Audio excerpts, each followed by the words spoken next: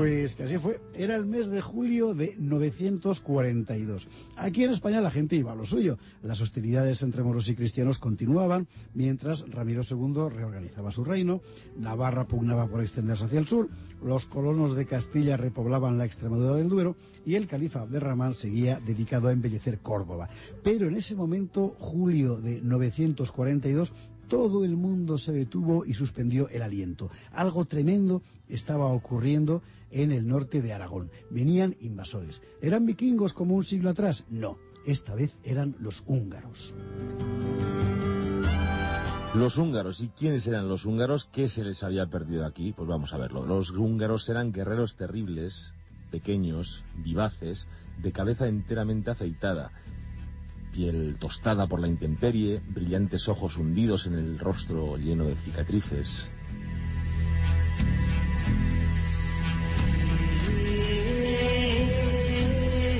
Así es como pintan a los húngaros las fuentes de la época. Para acostumbrarnos al dolor y al sufrimiento, sus madres, cuentan los cronistas, muerden a los niños en la cara desde que los dan a luz. De ahí las cicatrices. Los húngaros no caminan, cabalgan, viven a caballo e incluso comen y hasta duermen sobre su cabalgadura. Devoran la carne cruda, a veces curada por el singular procedimiento de colocarla entre la silla de montar y la piel de caballo. Para ablandarla, así por cierto se inventó el steak tartar. Ataviados con pieles de animales salvajes, los húngaros beben la sangre de sus enemigos, cortan en pedazos el corazón de sus prisioneros y lo comen como remedio medicinal. Ningún prisionero de los húngaros sobrevive, evidentemente. A todos les dan muerte, pues esta gente cree que en el más allá serán servidos por cuantos enemigos hayan matado en esta vida.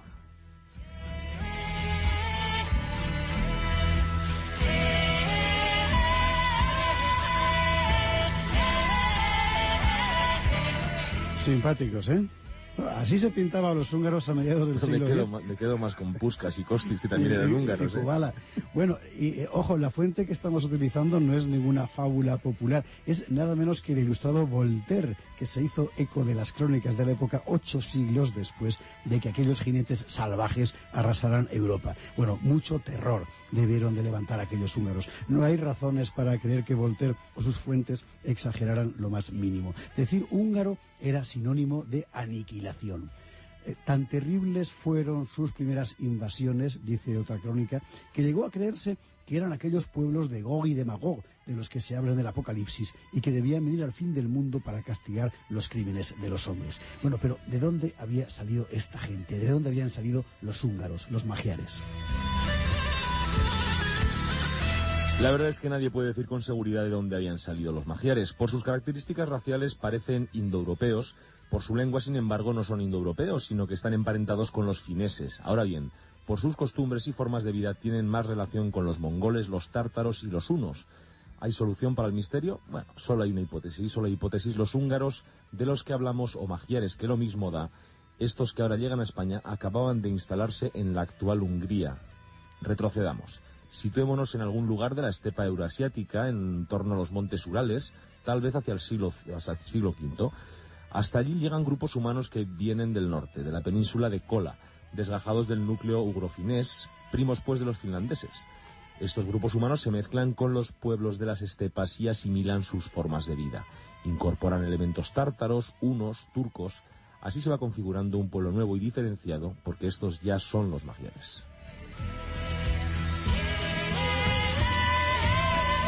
A finales del siglo IX, entre 889 y 896, 7 tribus magiares, con ese aspecto tremendo que ha descrito Lartón de Azumende hace un ratito, 7 tribus magiares bajo el mando de un jefe llamado Arpad, se asientan en las llanuras de Panonia, en el curso meridional del Danubio.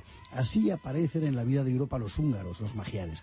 A partir de esa base de Panonia, multiplican las incursiones sobre las tierras de Occidente. En 910 llegan a Francia, invaden la Lorena y saquean los monasterios de Remiremont, Saint-Dié, Moyen-Montier, Eliyal. Vuelven 5 años después a la misma región, pero esta vez extienden sus depredaciones a Alsacia y Borgoña. La campaña de saqueo se prolongará por espacio de 3 años. ¿Y los franceses no podían hacer frente a los húngaros? No, no podían. Los problemas políticos del rey Carlos el Simple, que así se llamaba el pobre, le impedían formar una fuerza capaz de frenar a los invasores. De hecho, el único magnate que acudió a la llamada del rey francés fue el arzobispo de Reims, Heribeo, y aún así no pudo alinear a más de 500 hombres.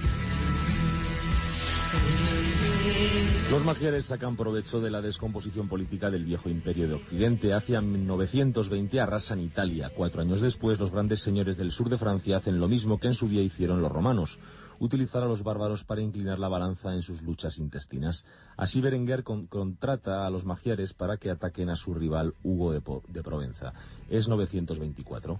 Los húngaros se derraman sobre la Provenza y el Languedoc, asolándolo todo a su paso. No se detuvieron hasta que una providencial epidemia empezó a diezmar sus filas. Aprovechando la situación, el conde de Tolosa ataca a los húngaros y les obliga a huir. Es la primera derrota de los magiares, pero el paisaje que dejaban tras de sí era desolador. El país quedaba enteramente desierto, no quedaba un solo sacerdote para el servicio del culto divino, dicen las crónicas. Los magiares se recuperarán pronto. Han aprendido que las tierras francesas son una presa fácil. Devastan Basilea y Verdún en 926. El rey Raúl consigue frenarlos, pero volverán 10 años después, y esta vez sus campañas conocerán una amplitud pasmosa, desde Borgoña hasta el norte de Italia. Los magiares roban, matan, hacen esclavos, incendian. Las invasiones se prolongarán durante muchos años más, sin interrupción. Los ejércitos de los reyes de Francia lograrán detener reiteradas veces a los magiares, pero los bárbaros siempre volverán a la carga, hasta que en 955, en tierras alemanas junto al río Lech, en Baviera, el emperador Otón el Grande les aseste un golpe decisivo. Esa batalla, llamada de Lechfeld, significará el final del terror húngaro en Europa.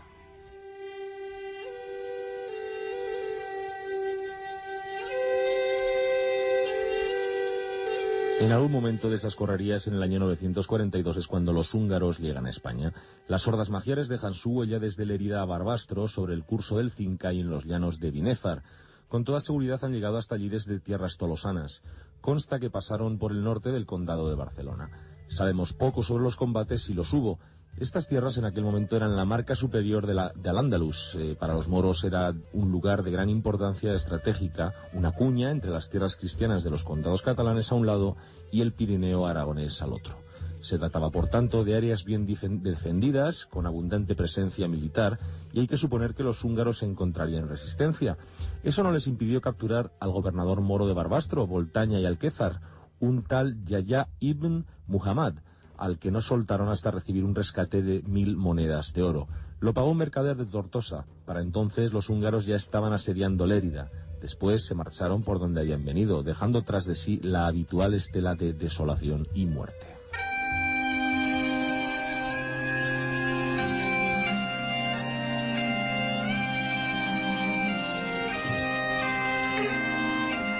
Los húngaros ya nunca más volvieron a España, hasta esto de Puskás y Kubala que decía antes el Artaun. Realmente les quedaba muy lejos, claro. Por otra parte, España no dejaba de ser un país en guerra, era mucho más asequible explotar el filón del sur de Francia. Por otro lado, después de la mencionada derrota de Lechfeld en 955 ante los alemanes de Otón, el ardor magiar se enfrió notablemente. Y acto seguido vino el acontecimiento decisivo. Los húngaros se convirtieron al cristianismo. En Lechfeld había muerto el caudillo magiar, un tal Falixi, nieto y heredero del viejo jefe Árpad. Muerto Falixi, le sucede otro vástago de la sangre de Árpad llamado Taxoni. Se abre un periodo de incertidumbre para los magiares, derrotados en el campo de batalla y obligados a cambiar de vida. Ese cambio lo liderará un hijo de Taxoni, el príncipe Geza, que reinará durante el último cuarto del siglo X. Geza es quien instala definitivamente a su pueblo en las llanuras de Panonia, lo hace sedentario y, aún más importante, introduce el cristianismo, y un hijo de Geza, Esteban, conferirá su forma definitiva al reino de los húngaros. En el año 1000, Esteban se declara súbdito de la Santa Sede y es coronado rey. Hoy lo conocemos como San Esteban, patrón de Hungría, porque con él entró el reino de Hungría en el orden europeo.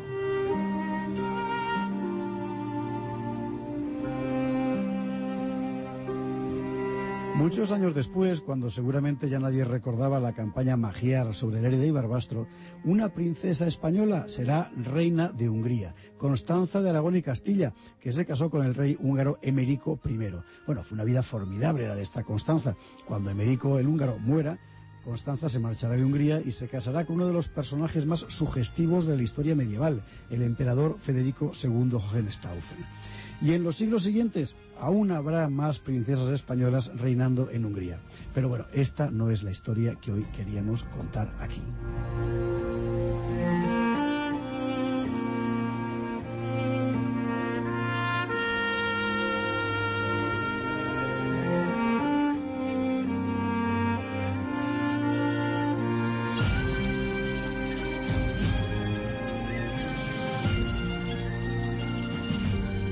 La estrella polar.